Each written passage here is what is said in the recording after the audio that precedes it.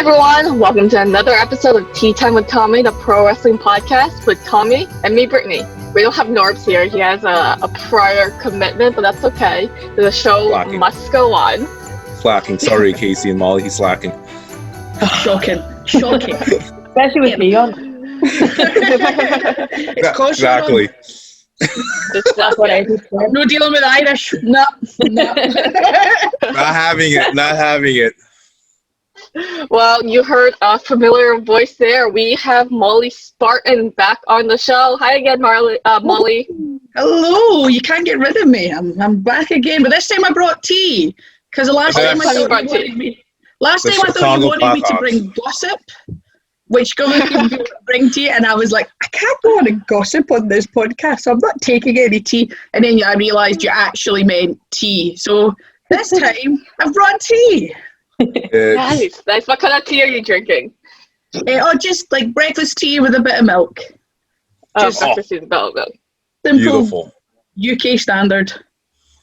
Love tea. Love it. And then we also have the fabulous Kasey Owens on. Hi, how are you doing? I'm doing very, very well. Molly told me all about you, and I'm glad to be on. I also have my tea. Yes. She's made it very clear to bring some tea. I'm already loving you both already, guys. Nice. Well, Molly, before you already told us how you kind of want to become a professional wrestler, so Kasey, let me tell the viewers and listeners how you got into wrestling. What inspired you? I think it's pretty much the same story as a lot of girls who got into it. They watched it with their family. I remember watching it with my older brother and my dad and going, this is pretty cool. The earliest memory that I have that really sparked my interest into it was whenever Lita made her debut with S.A. Rios and she hit the moonsault, and I was like, damn, girls can do stuff rather than just look pretty. So it kind of sparked my interest from there and just the theatrics of it all. So pretty much from when I was about 7 or 8 years old. That's amazing. And then how did you and Molly get together? Molly, you can jump in as well of how you two met and got together. So me or you? Go first.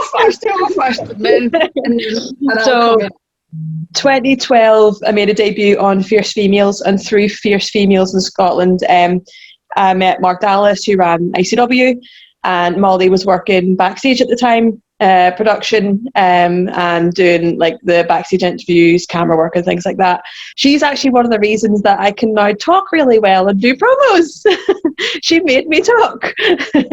Because when I first started out, it was in the Owens twins. Leah did more talking than I did. I was out of wrestle. I didn't want to talk. Lee loved to talk. But then breaking out in singles wrestling, I had to learn to do it, and Molly was the one there to make me. The friendship really started from there, and then we all got a lot closer as she started going out with my other half's best mate, Wolfgang, and then we all spent a lot more time together and just besties. Yes, so as Kasey was saying, sort of, her and our, she was the Owens twins because she is a twin. Her twin is her sister, who is her twin, and they have the same face. Came over, and then they moved to sort of Scotland. And as I was saying, the last time I was talking about how I was part of the production and that at first, and Kasey is one of the people that I basically made talk and tried to, and found her niche, found what makes her talk. Because I remember for a long time, Kasey, she kept on trying to do these weird characters and it just wasn't not working. She was trying to be a character, she wasn't trying to be Kasey. And then eventually found that niche, and because of that, it's sort of, when somebody helps you with something, sometimes there's that click and you go, I like them. And I do. And I mean, in all seriousness, apart from my first public outing as a wrestler was at this gala day match, and it was a battle royal, which is for some reason a standard first for everybody, but my first genuine match, which was a tag match, was against Kasey and her sister Lee, and my first singles match was against Kasey as well. So all my firsts were with this one, and then she'd done great, sort of as the wrestler side of thing, and I'm good talker. With terrible grammar there with words. I good talker. Good words. I was able to bring that to help Kasey because she'd helped me, although she didn't realise it, she was just going, yeah, I'll have this match with Molly, that's cool. How much it helped me sort of progress, and in turn I ended up going, I can help you with my things. This is what I did that. Which is what makes us such a good tag team. Yeah, and it brought us together, and we ended up sort of working different places, and there was places where people would sort of ask, like, oh, we want to bring in somebody, and I'd be like, bring in Kasey. And they were, what? And yeah, bring in Kasey. She can come in my car, it's fine. And yeah, sort of we started off in a place called Future Shock in Manchester with the Queen Bees originally.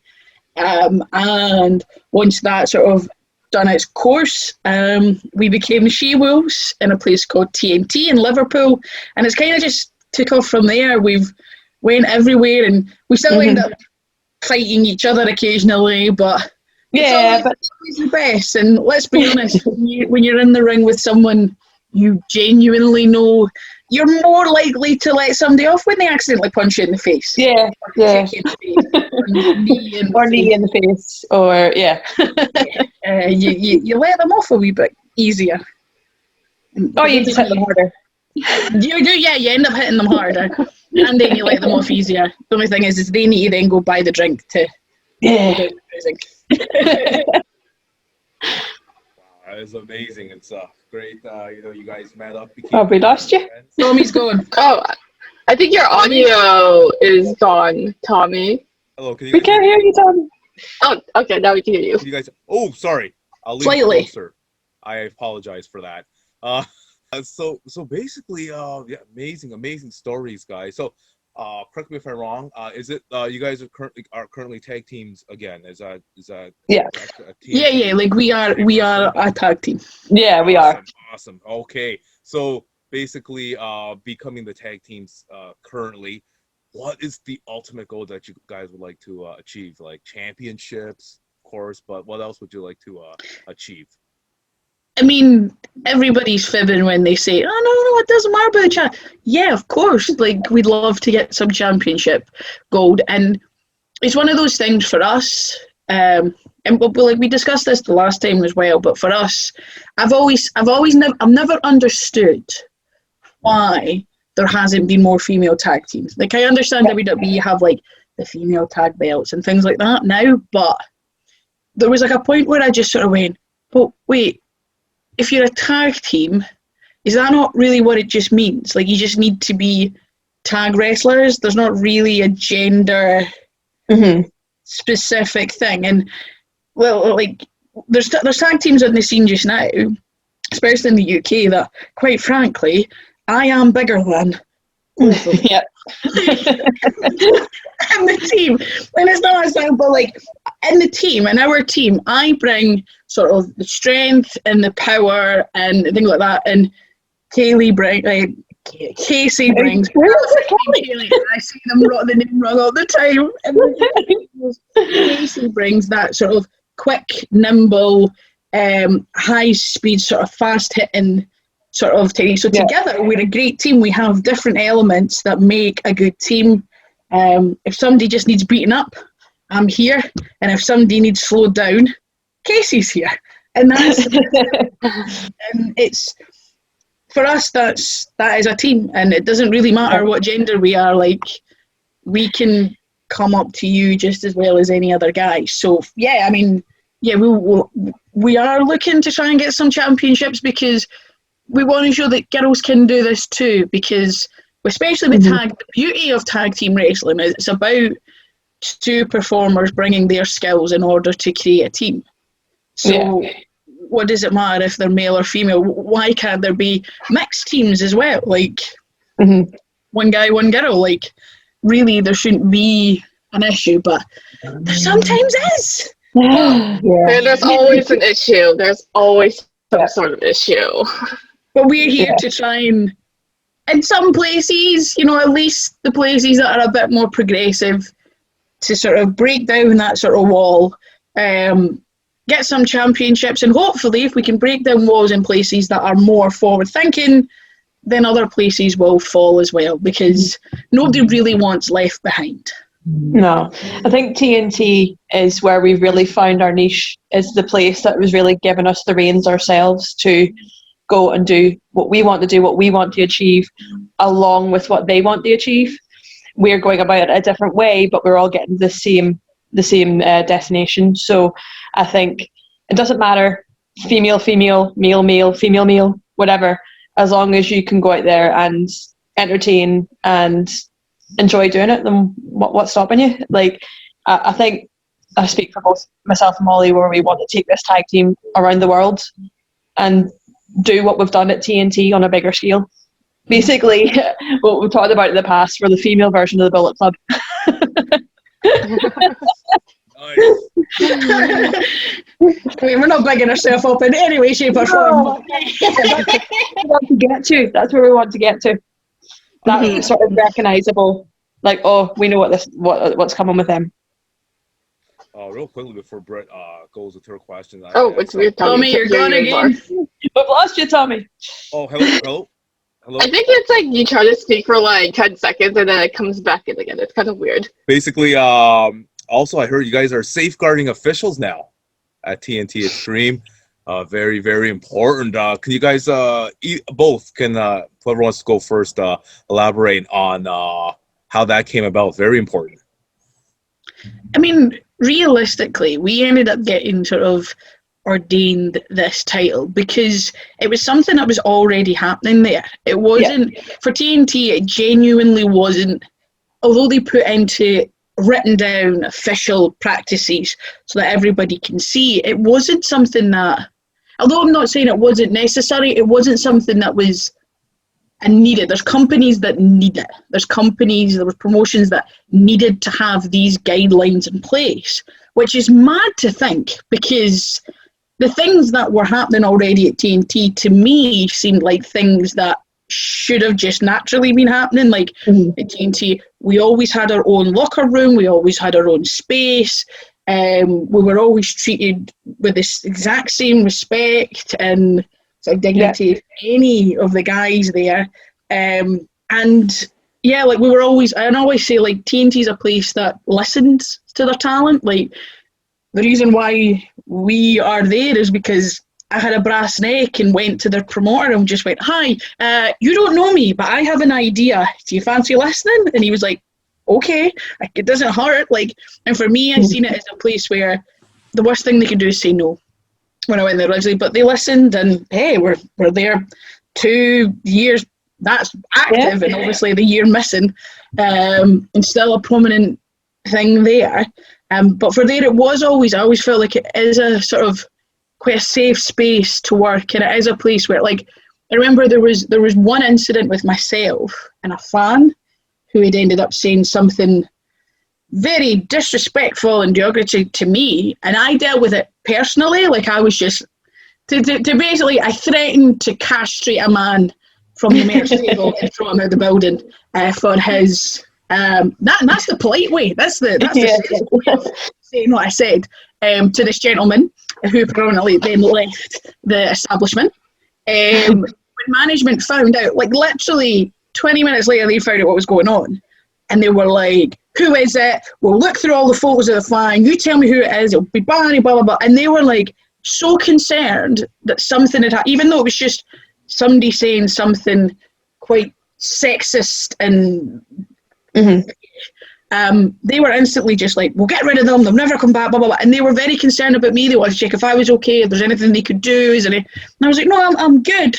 But it was good to know that there was a place that dealt with things, that if anything like that happened, you could go to management and say, "This happened to me, I don't feel cut, blah blah," and they would do their best to deal with it. If it felt like they needed to take it on further, I wouldn't surprise me that it would happen. And we always felt like, especially with the girls, that the girls could come to us if there was anything they wanted to ask, even if it was to do with how their character was going, things like they could come to us and talk to us, and we could be that person that goes, hey, we talk to this person and you talk to that person.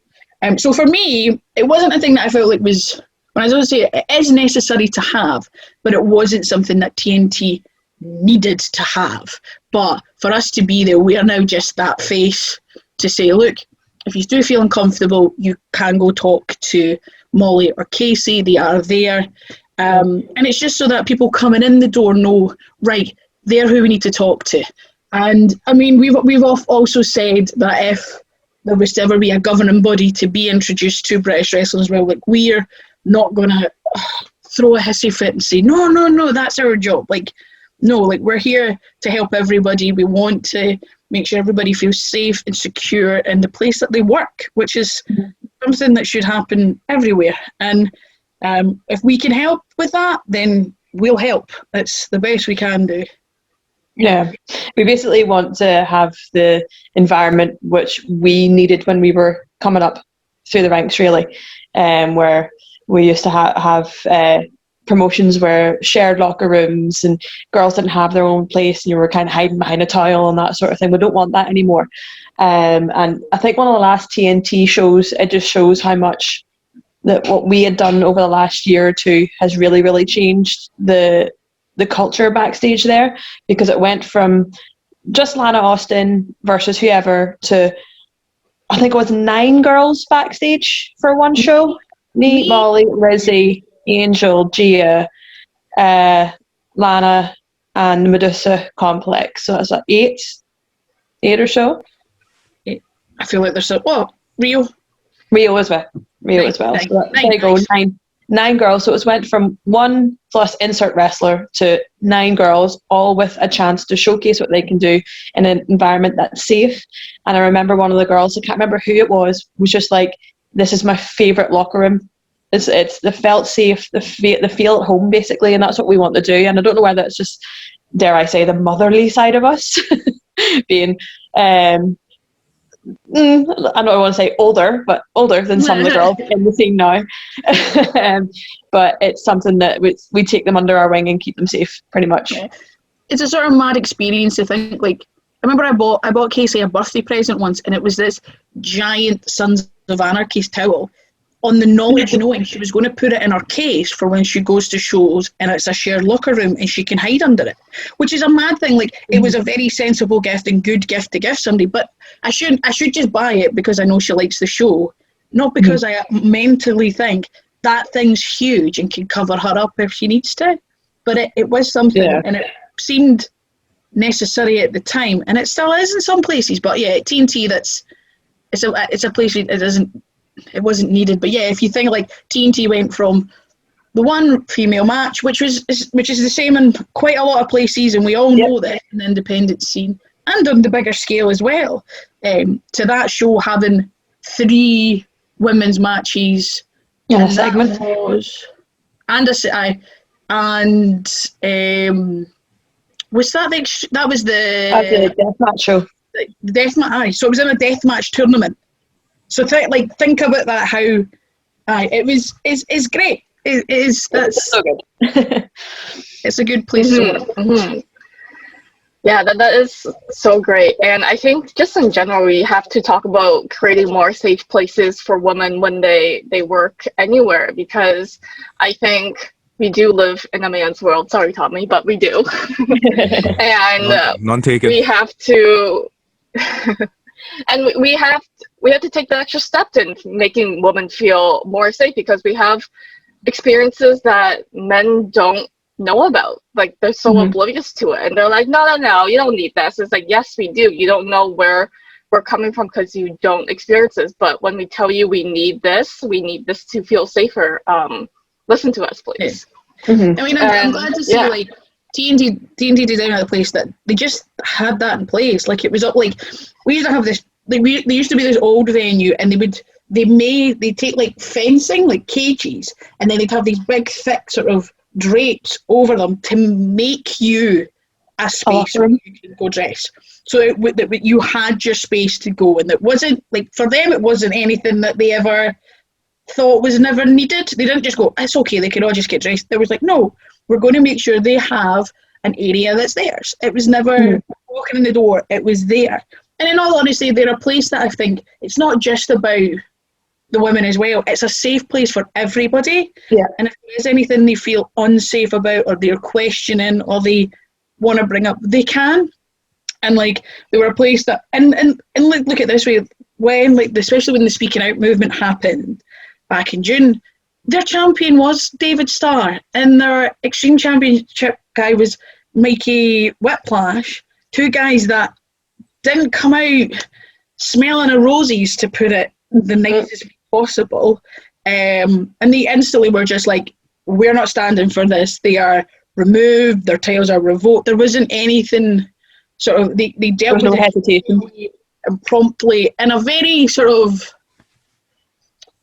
in the right manner of things. Like they investigated themselves, they found out what was happening and just decided, no, like this isn't just somebody saying something to get back because they're unhappy about you. There is too much evidence against these people to even think about just letting it slide and hoping that once everything goes back to normal, everybody will be forgotten about it. And like, they know that just didn't happen. So it's an exciting time when we do go back because there's 2 championships up for grabs. And Yep.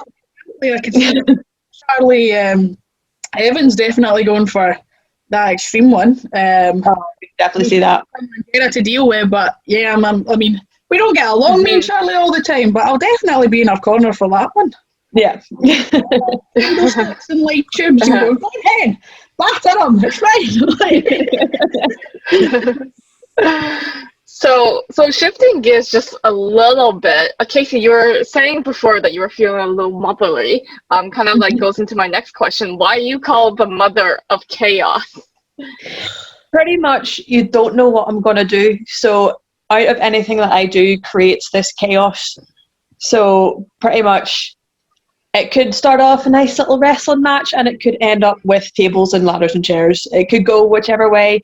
People could be expecting hardcore street fight and it could get just a pure catch can wrestle match. Yeah, you're gonna tell them about the first match at TNT and your chaos nearly getting me to fight a fan outside? Oh. Well. Let's get into that. What's that? I want to hear this. Yeah, I want to hear Mother this. of chaos and get some name. Yeah, Please, Kasey. Yeah, so the birth of the She-Wolves. The birth of the She-Wolves didn't come easy, shall we say, because for a long time I was face and I was fed up. And coming into TNT, I had a bit of a chip on my shoulder and I wanted to like throw a little bit of chaos into the mix.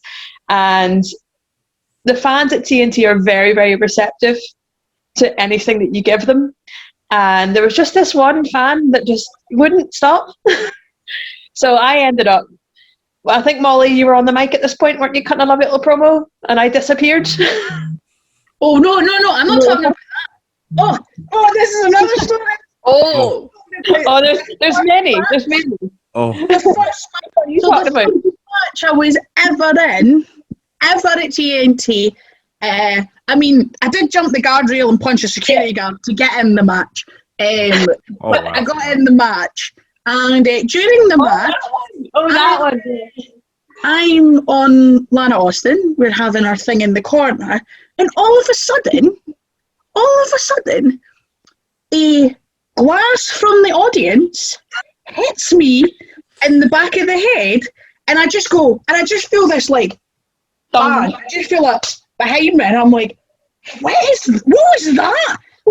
She's not there, and I'm like, what is that? I'm not anywhere in eye line. And this glass rolls round, and I see what it is, and I'm like, are you kidding me?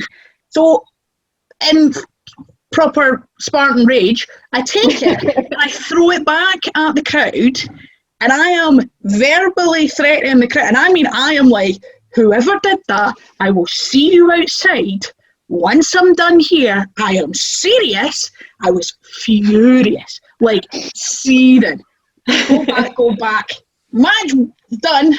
this one wins the title. And then I get backstage and I'm like, I'm going to find that. And she goes, yeah, that was me. Sorry. She had, and I was furious. And I'm seething, going, it's my first night in, and they're throwing things for the crowd. What's this? 1980 with paper. I'm pure. And It's not even that. Management were going mental. Management were like, Wow. we're not this company, we're not that company, we're going to look at the footage, we're going to find out who threw that, and they're barred for life. And I was like, yeah, it was her. And they were like, oh, we'll not talk about this. I was like, yeah, let's not talk about that. So yeah, this one, the amount of times this one has nearly got me fighting with a fan outside, because she's like, boom, and I'm like, who did that? And she's like, I'm also the person in, I'm that little voice in the back of everybody's head going, do it. Go on, you want to. Do it. I'm not the big things, but I'm also had to carry her away at times though as well, when she's been like, and I've had to just put her on her shoulder and carry her and I'm backstage. still giving it. So I'm going through the On my back, like here. Just, and come on, let's go. like there is a show to go. That's so funny. Like, why did you throw the glass at Molly's head, Kasey? Yeah, I'd like why? to know that too. Why did you throw it? Well, to be honest, I was in that match with an injury, so I was kind of thinking, what could I do to give myself an advantage? How could I take Molly out? Maybe if I could make her go to sleep. And I looked to my right as I'm sitting on the floor, and I look at a fan and I went, are you done with that? And he's like, yeah, okay. Boom. And I was like, it didn't work though. Wow. Poor lad. I mean, at that time we weren't seeing eye to eye, but she got a battering because I was. He was like, oh. Thank you, Brittany. Thank you for bringing up that question. Yeah, no problem. It clearly brought up some past things. Sorry, Tommy, you want to go? I mean, like, first of all, can you guys hear me clear now? Yeah. Awesome. A lot better. Fix the mic. Awesome. No, you guys can do like, I'm sure maybe you guys can do a podcast, and it'd be like, wow, it'd be an amazing podcast. You guys have so many stories. Like, we would just listen to them. It'd be like amazing. Yeah, some of the stories we're not allowed to tell that get people in trouble. But just yeah. For mature audience, no. Great, no, but thank you for sharing that. Wow, we could me and Britt can sit here and just listen to stories like all day from you guys. I have to ask. So Kasey, your sister, you have Leah, you know as the Owens twins. You were part of that as well, and you're also part with Molly with the She-Wolves and the Queen Bees. Can you explain, like, compare the two groups, like She-Wolves? Yeah, first tell us who you like better. I mean, no, I don't want to try to get you in trouble. No. That's not what I meant. That's not what I meant, Kasey. No, no. Just like I love that Brittany's got a taste of the chaos of this tag team. See, it's rubbing off. It's rubbing off.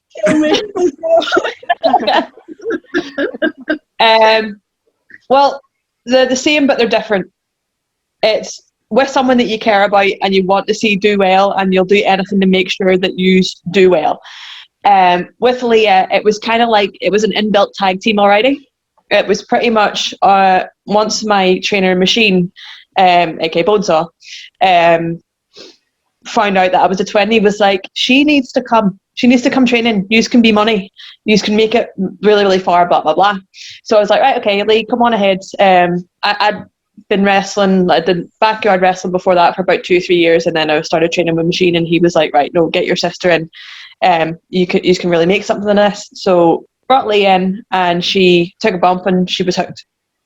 Like, we watched wrestling together growing up anyway, so she knew why I liked it, why I enjoyed it. She had the same favourites in wrestling like I did, and that sort of thing. It's just she didn't ever see herself doing it.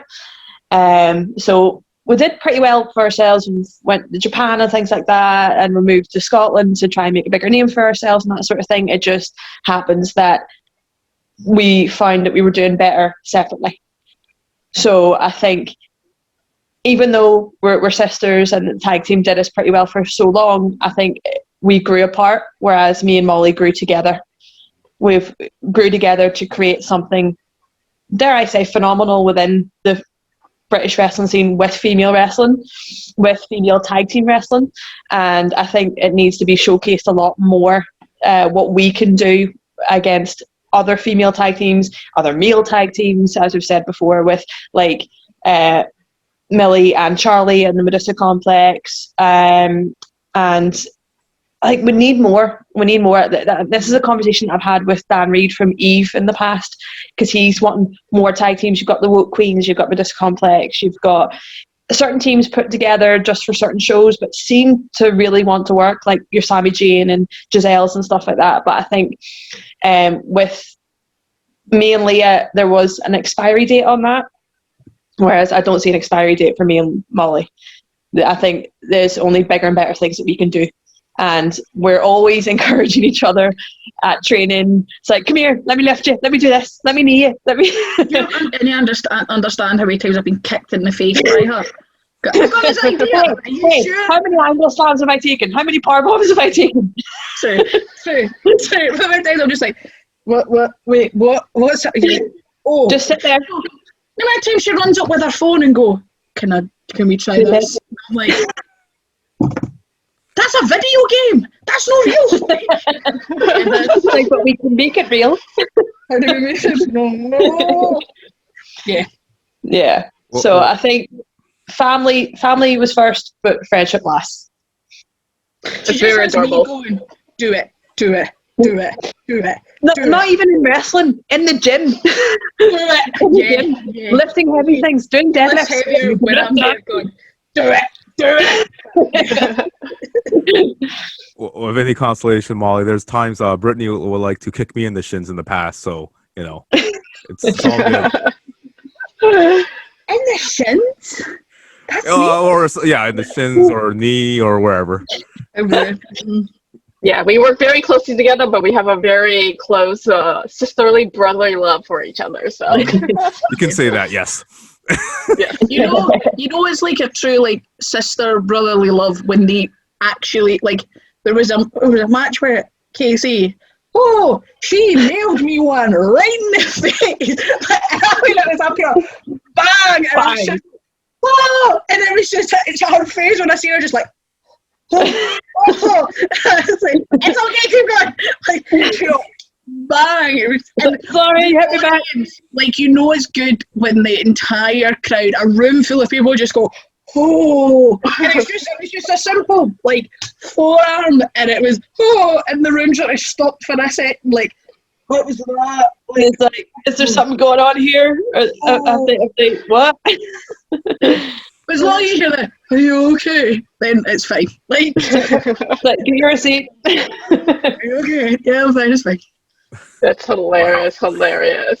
Well, it's been such a pleasure having both of you on our show today, honestly, and welcome back, Molly. It's always a pleasure to have you here. Do you two have any last thoughts that you want to say? Anything in the world? Your deepest, darkest secrets, maybe. Just kidding. I think. Just thank you very much for having me on. Molly, thank you for letting me come on. And please keep your eyes out in the future for where the She-Wolves are going, because I promise you it's only going to get bigger and better. Yeah. I mean, I haven't gotten as many philosophical rants as I did the last time. But yeah, it's... For me and Kasey, the big thing is, and I said this before, and it applies to me as a singles competitor, and it applies to Kasey the same, and it applies to a lot of people that we know, is that the thing that we're trying to battle against the most is sort of the gender stereotype. And we both believe that it